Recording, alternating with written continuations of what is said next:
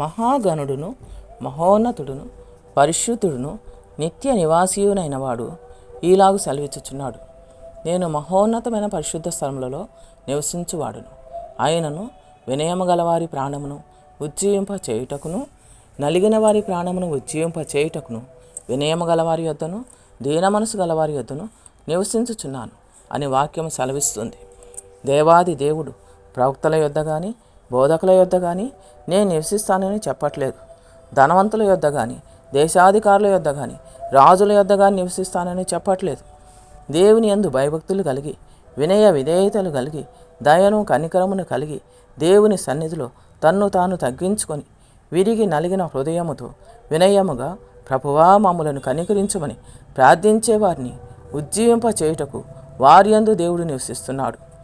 దేవుని సన్నిధిలో దీన మనసు కలిగి దీనులను బీదలను అభాగ్యులను దయతో కనికరముతో వారిని ఆదరించి వారికి సహాయం చేసే దీన మనసు గలవారి యొద్ద దేవుడు నివసిస్తానని సెలవిస్తున్నాడు.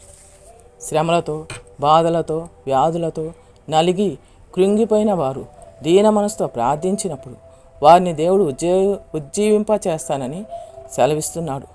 మహోన్నతమైన పరిశుద్ధ స్థలంలో నివసించుచున్న దేవాది దేవుడే దీనుల ఎడల పేదల ఎడల అభాగ్యుల ఎడల ఇంత కనికరము చూపుతుంటే భూమి మీద జీవిస్తున్న మనతో పాటు జీవిస్తున్న ప్రజలను ఎంతమంది దీనులను కనికరిస్తున్నాం, ఎంతమంది అభాగ్యులను ఆదరిస్తున్నాం, ఎంతమంది పేదవారికి సహాయం చేస్తున్నాం.